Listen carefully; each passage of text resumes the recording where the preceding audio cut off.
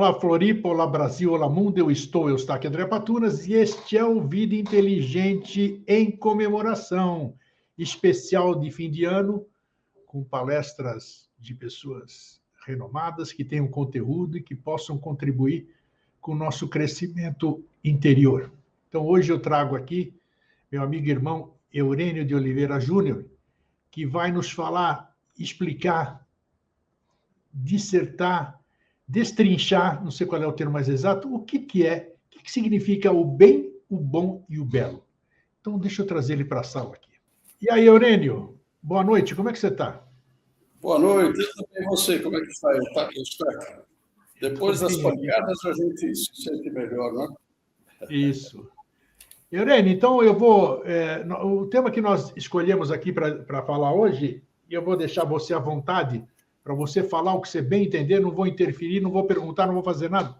Eu quero que você destrinche para nós, assim, toda essa experiência que você tem sobre essas três palavras, o bem, o bom e o belo, para que a gente possa definitivamente entender o que elas significam e como usá-las no nosso cotidiano.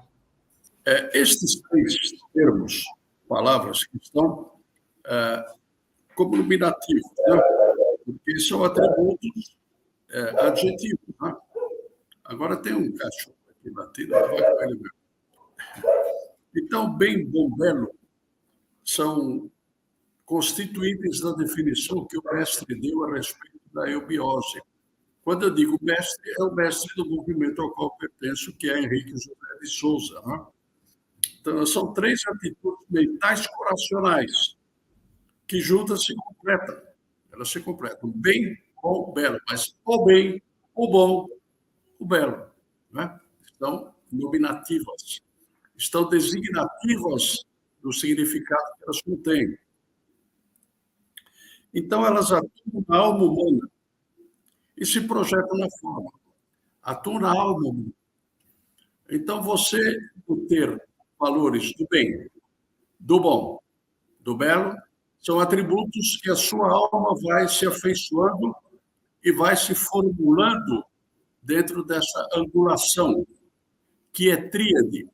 E, por ser tríade, ela se refere a coisas que estão interessadas ou apontadas para o espírito.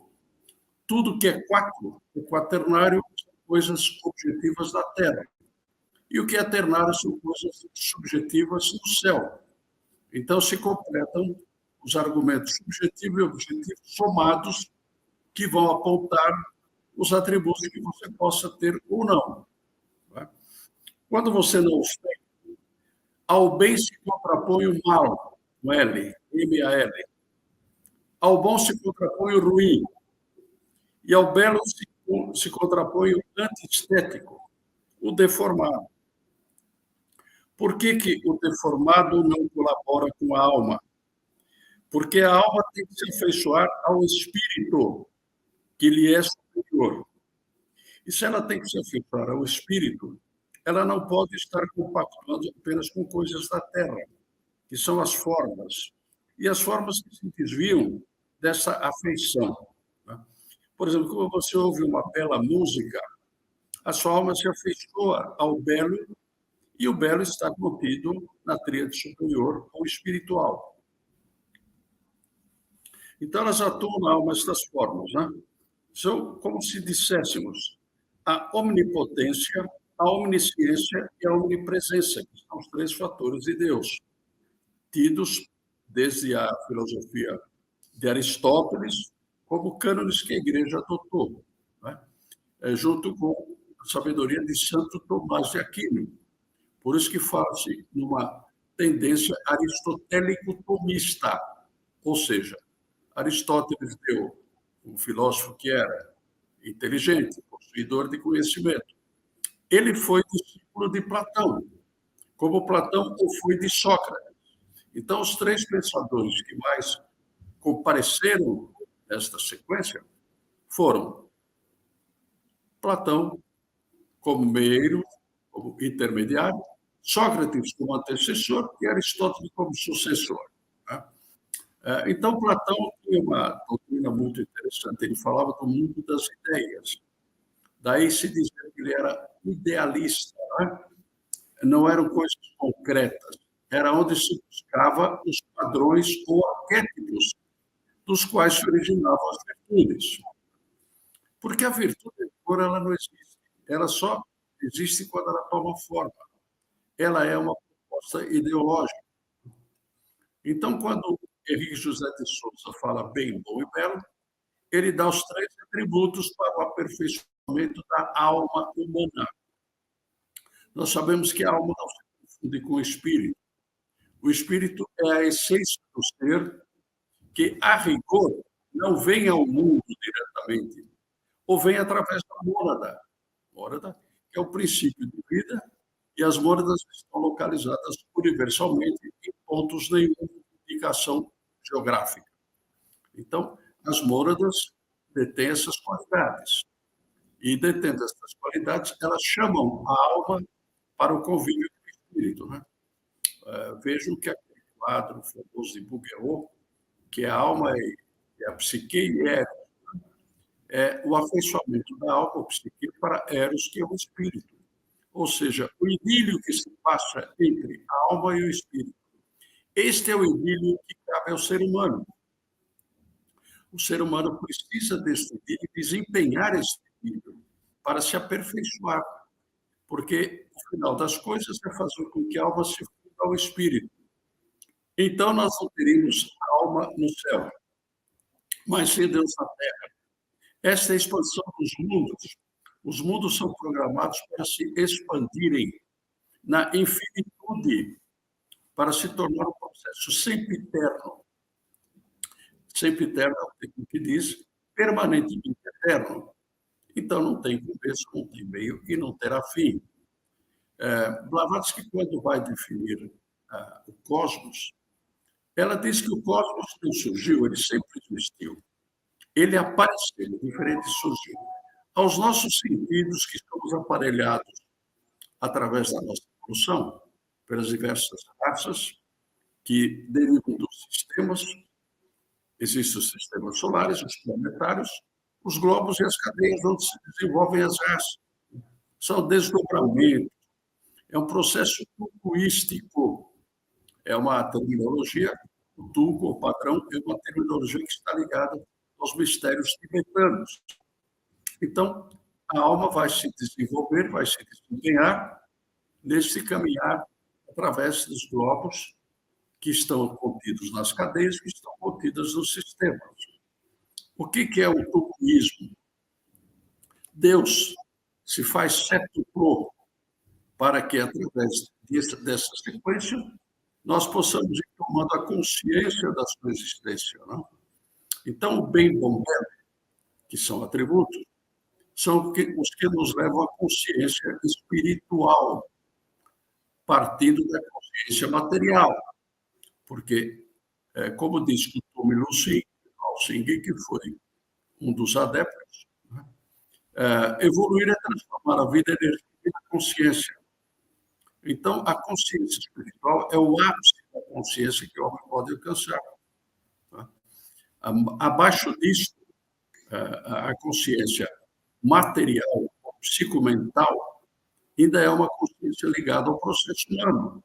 E nós temos que superar para sermos iluminados pela fagulha que está na nossa própria consciência, a consciência de cada um. Por isso que ao homem é possível se desenvolver e é possível evoluir.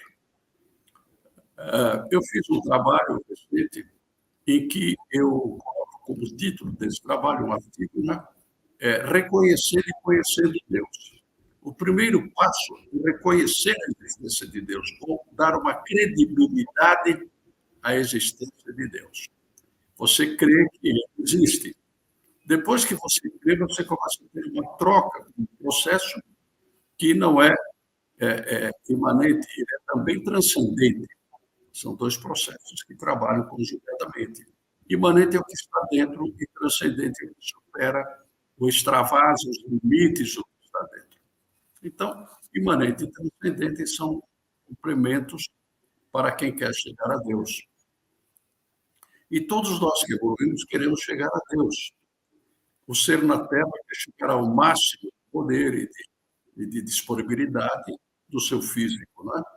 E essa disponibilidade, quando você conjuga esses ângulos aparentemente polares e irreconciliáveis, você começa a perfilar uma linha de união. O professor dizia, ele queria muito que o homem entendesse a polaridade, porque a polaridade só surge no contrário daquilo que você está querendo entender. Você entende o frio. O que é o oposto do frio é o calor. Você entende a noite. O que é oposto à noite é o dia. Então, é por contrastes que você vai agasalhando a polaridade em si. Eu diria, o tempo que eu tenho de sociedade, que já passa 50 anos, né? Eu entrei na sociedade em 1968, não conheci Henrique José de Souza e não precisei conhecer, porque eu conheci através de suas obras. E em suas obras, eu sendo, por formação, um jurista, portanto, atuando no meio das contendas, eu tentei destruir tudo que poderia ser irresponsável minha. E não encontrei, nesses anos todos, com todo o afeto que tive, dei um voto de confiança, mas procurei saber, entender se o pensamento e a atuação de Henrique José de Souza eram conjugados e coerentes. E foram completamente coerentes, porque ele sempre foi coeso. Então, a coesão nos leva à proporção da construção. E a construção chama-se obra. A terminologia é obra. E o que não é obra é a desmontagem. Este processo que é profundamente inquiritivo, você pergunta a ele, e ele, com o tempo, vai te responder se você tiver uma condição importante, chamada honestidade de propósito. Você tem que seguir uma linha e fazer o bom uso daquilo que lhe é dado. Por isso que no movimento da eubiose são exigidos juramentos. Os discípulos do colégio de iniciação juram perante si próprios de aproveitarem de maneira honesta. Não é? E mais um atributo que existe, que é a da meditação constante daquilo que se revela. Aquilo que você descobre pelo seu empenho vai se revelando a você. E você tem que meditar constantemente sobre aquilo. Parece difícil, mas não é. Você cria o hábito da meditação e isso se desenvolve de manhã, tarde, à noite e, inclusive, de madrugada. Você está dormindo, meditando. Então, esse campo é extraordinário, porque eu lhes confesso que é justamente nas madrugadas que eu mais entendo as coisas, porque o campo mental deixa de atrapalhar a sua transição, a sua passagem e as suas idas e vindas. Então, é nesse campo mental que você vai encontrando o reduto da sua própria explicação. Não é? Existem aforismos e axiomas, né? São deduções diferentes uma da outra. No aforismo, a repetição de certos comportamentos cria a imagem de que aquilo é útil para ser entendido. E nos axiomas, são princípios que não precisam de demonstração.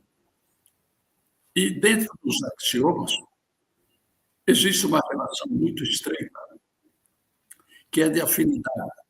A afinidade diz o seguinte: quando o discípulo está preparado, o mestre aparece. Eu tenho um amigo na sociedade que sempre fala de uma figuração muito importante. Quando você tem que subir uma escada ascendente, ou seja, para entender o mundo dos céus, você não espera a escada aparecer, você levanta a perna e a escada aparece. Né? Então, assim é entre mestre e discípulo. Quando você se prepara adequadamente dentro destes padrões da honestidade e propósito, a meditação constante da verdade revelada e a nobreza da vida, nós precisamos ter uma vida nobre, senão nós não servimos ao próximo. Nobre é ato de nobreza. Nobreza é renúncia. Nobreza é deixar de falar certas coisas. não é Maria vai com as outras, é saber o que está fazendo. Mas deixar de fazer se aquele está prejudicando de uma maneira lesivamente grave o seu semelhante, porque todos têm que evoluir. O plano de Deus é que todas as almas evoluam para que ele, de um cubo inicial enorme, seja depois disto, depois da evolução de calpas, de sistemas, etc., você tenha um Deus formado por vários cubinhos, porque cada cubinho vai se destacar e vai ser o centro de um novo universo. Por isso que os universos são infinitos. Não é? Então, o conceito científico ele é obturado em relação à ciência esotérica, porque ele quer saber do princípio, meio e fim. Isso não existe. É o que diz Blavatsky, repetindo, o universo sempre existiu. Ele sempre existiu porque ele tem que ter os 3 atributos. Né? Ele é ciente de tudo, ele está em toda parte e ele explica todas as coisas. Né? Então, se você tiver esses 3 atributos, que são atribuídos, colocados dentro da ideia das igrejas, especialmente da católica, você vai com esses 3 fatores, conjugando-os, entendendo melhor o que é o bem, entendendo melhor o que é o bom, entendendo melhor o que é o belo. Então, você, na formulação da própria vida, você vai vendo esses fatores se entrelaçarem e se auto-auxiliarem. Eles esclarecem por si mesmos. Então, de aforismos que vêm de fora vão virando axiomas que vêm de dentro. O axioma é uma afirmativa de que aquilo realmente tem valor intrínseco dentro dele. Então, dentro desses fatores, nós temos passagens que podem ser relatadas aqui em público, e eu vou me referir a uma delas. Em 1921, o casal Henrique e Helena esteve em São Lourenço, e foi quando aconteceu o esteio espiritual para a obra.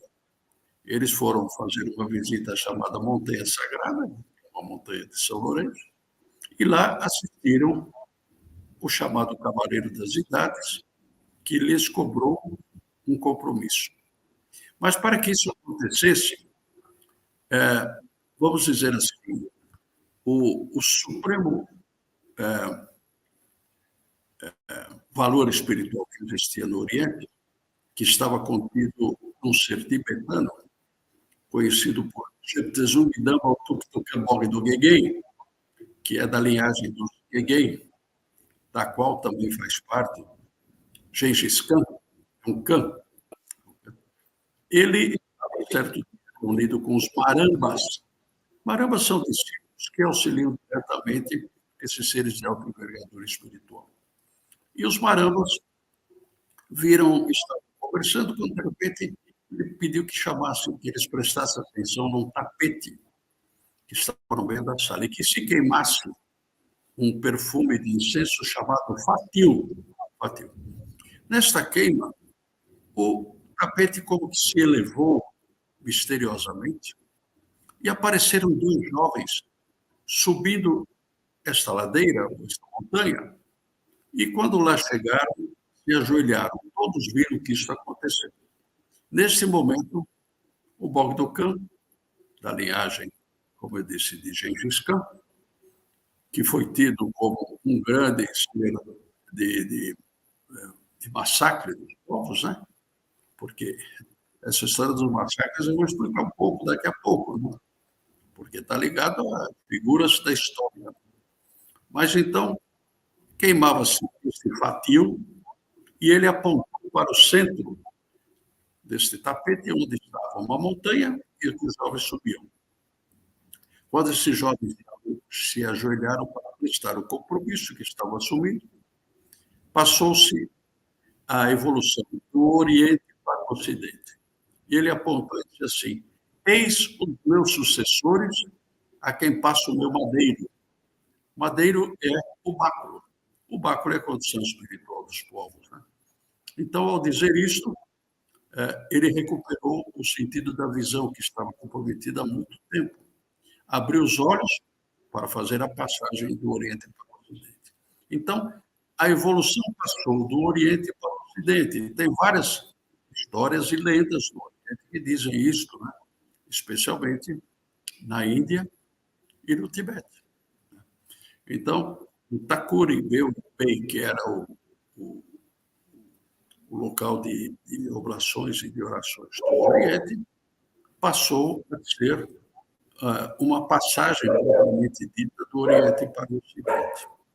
Então, daí vem toda a deficiência dos povos que visitaram o Brasil e de todos os acontecimentos que despertaram a nova missão do Ocidente. Então, do ex-Oriente Luz, a luz vem do Oriente, passou a ser o ex-Ocidente Luz, a luz vem do Ocidente. E povos visitaram o Brasil, incontáveis povos, especialmente os felizes, né? Por onde se formou também uma tríade, né? Que era o Mecanício, o Badesir, que numa das vidas foi, como reflexo e como tucuísmo, Ademar Pereira de Barros, que reconhecia o mestre, o professor, que teve uma das vidas, o próprio Cristo, e ele teve um encontro com nada menos do que Eugênio Pacelli, Papa Pio XII, que era Pedro. Então, Pedro era realmente quem deveria fundar os alicerces da igreja pública, chamada Igreja Católica. E essa Igreja Católica, ela se afasta de uma obra escrita por Blavatsky, que ela esclarece a origem do ritual na igreja e na maçonaria. Porque para os profanos, que são aqueles que estão fora do templo, eles comparecem, fazem cerimônias e vão embora. Mas os que são de dentro do templo são os que têm nesses, ou semente, são aqueles que vão se iniciar. Não é? Então, a diferença entre missa e messes. Missa para os de fora e messes para os de dentro. Esses de dentro se dedicam integralmente a esta busca, que lhes é esclarecida pelo dom desta ligação que tem com estes planos. Né? Mas a ligação é gradativa. Né? Vai como que se abrindo uma ligação osmótica, uma membrana, que faz com que o que está fora passe dentro e o que está dentro passe fora. Então, esta troca é que faz o real crescimento do ser humano. Isso em termos esotéricos. Eu estou falando de área esotérica, né? Embora utilize muitos termos e muitas palavras do nosso vernáculo, o significado e o sentido é que tem que ser esclarecido. Então, o bem bom belo. O que faz o bem? O bem combate e se contrapõe ao mal. O belo é a formosura ou a estética que a alma precisa ter para se afeiçoar ao espírito. E o bom é o que se contrapõe ao ruim. Né? Então, eu digo sempre, não existe nada no mundo que não pode ser melhorado, se tornar melhor do que já é. Vamos dizer assim, vamos dar até um pouquinho de eufemismo, né? Mais bom do que já está. Nós temos que tornar excelentes o nosso comportamento. Claro que não é da noite para o dia, nem é uma permanência. Nós temos passagens pelo mundo. Essas não são proibidas, elas são reservadas e devem ser, o quanto possível, não habituadas para não se tornarem vícios, se tornarem dependentes daquilo que você escolhe. Não pode existir dependência. Não? Então, a dependência é que leva ao vício. A repetição de hábitos leva ao vício. E há um momento em que o vício subjuga a alma. E o indivíduo torna-se um viciado. Ele se deleita a alma na matéria e não presta atenção e toma cuidado da alma com o espírito. Isso tem que ser alguma coisa medida, pesada e contada. Então, o medido, pesado e contado é alguma coisa que nós temos que fazer no inventário sistemático, quase que ininterrupto. Mas isto não é tão difícil. Com o tempo que você grava esses padrões e começa a praticá-los e a perceber os seus valores, esses padrões vão dizendo a você como deve ser o seu comportamento. Então, você na vida escolhe uma filosofia, né? Essa escolha é um pouco aleatória, mas a filosofia também vai te trazendo uma resposta. Então, tem uma filosofia de vida e tem uma filosofia da vida. Essa que ele mostra. Então, você aos poucos vai substituindo a filosofia de vida pela filosofia da vida. E vai valorizando, ou valorando aquilo que vai significando o seu esplendor. Você vai se esplendorizando. Então, aí você pratica as virtudes, não porque elas são tidas como virtudes, porque elas vão lhe provocar um bem-estar diferenciado na vida. Elas vão te dar esse esteio de sentir espiritual. Está nessas 3 palavras. Bem, belo. Então, tudo que se opõe a isto deve ser medido e deve ser evitado dentro do possível para que os vícios não assumam, venham a assumir as suas vidas. É para isso que existe. Então, eu fiz algumas anotações que me chamaram a atenção. O homem coloca limites a si próprio, através da acomodação.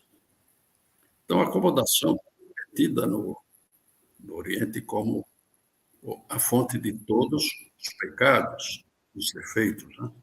Que é a preguiça. Chama-se em sânscrito Indriya Nigraha Karma, ou seja, gera um processo kármico. Né? Então, ciências, elas são obturadas porque elas se servem de paradigmas. E esses paradigmas constituem uma constelação de crenças que vão servir para as pesquisas. Acontece que esses paradigmas, com o tempo, vão sendo superados. O homem não pode entender aquilo que ele não muda em si, porque ele sempre vai tentar chegar na vala do seu entendimento os grandes ensinamentos que a própria ciência dá à vida. Então, a ciência tem, no aspecto físico, muita justificativa de explicar a vida. Agora, outra atitude que nós temos que tomar, que está na ética humana, a ética é comportamento, é atitude, é nobreza, é justamente fazer as coisas para o melhor a si próprio e aos outros. Né? Então, a ética está, inclusive, na estética. É a atitude que se tem de aprimorar a própria estética. É um processo ético de comportamento, que não se vê muito comum, é um processo raro de comportamento. Então, isso que vai enobrecendo as pessoas. Outra anotação que eu fiz. A virtude em si não existe, é um ideal, e só existe quando ganha campos de concepção e de atuação. Né? Atuação. Não é só entender ou escolher, é praticar. Quem é não diz, não é. Esse é outro axioma. Quem se ufana de ser alguma coisa, não é. Quem não se ufana e faz coisas acertadas pela lei da evolução, é. Então, quem é não diz, e quem diz não é. E tenta-se atingir a equanimidade, que é justamente você encontrar um equilíbrio, porque a verdade nunca está no extremo, ela está sempre na ameação das coisas. Né? Os latinos diziam médio virtus, ou seja, a virtude está no meio. Então, isso que traz tranquilidade, moderação, serenidade, justiça, ânimo, sempre igual, consciente do que fez ou no que diz. E, então, no latim se fala que a virtude está no meio. Reconhecer os direitos de cada um é difícil. O que não pode é reconhecer um direito que vai destruir a ele próprio e aqueles que estão vivendo no mundo. Então, isto nós estamos tendo de fazer oposição. Né? Um conjunto de princípios imutáveis de justiça é que vem constituir, que deveria constituir o direito objetivo. Eu estou no mercado porque fui juiz, exerci a minha profissão como julgador, e nunca me prendi aos textos escritos, mas sim às circunstâncias da vida. E procurei ser justo com cada um. Distribuir a justiça de acordo com o merecimento daquele envolvido na contenda. E tive oportunidades maravilhosas de receber agradecimentos até daqueles que perderam. Né? Isso acredito que seja um passo importante nas nossas evoluções. Cada um deve cuidar disso. Né? E a simetria, então, é a adaptação da regra ao caso concreto, para tornar mais justo. Mais justo. Então, tem os princípios gerais do direito, a equidade, e as interpretações têm que ser feitas de acordo com as circunstâncias que se apresentam. Eu tinha uma quantidade enorme de processos, me estressei, me aposentei antes do que deveria, não esperei subir no tribunal nada, porque estava profundamente fatigado. E entre perder a saúde e a vida, escolhi a saúde e a vida e estou agora atuando dentro do campo da espiritualidade. Né? Então, os aforismos, os axiomas, eles são os que se apresentam dentro da nossa vida. Os inertes e aproveitadores são usurpadores do valor humano. E não podemos concordar com isso. Nós temos que ter uma dupla atuação, que é sempre um jogo de palavras fértil. Né? A humildade sem servilismo. Na época da Idade Média, existiam os suzeranos e vassalos que eram servistas. Então, obedeciam sem pensar. Você pode ser humilde sem ser servil. E você pode também ser altivo sem arrogância. Aí é um movimento movido pela espiritualidade. Você não precisa ser arrogante. Você pode ser altivo dentro do seu conhecimento e sem menosprezar o próximo, justamente trabalhar para que ele entenda de onde provém a sua altivez, para que ele saber que no mundo dele, na vida dele, também a altivez pode ser alcançada. Né? É ser e não apenas estar, é ser.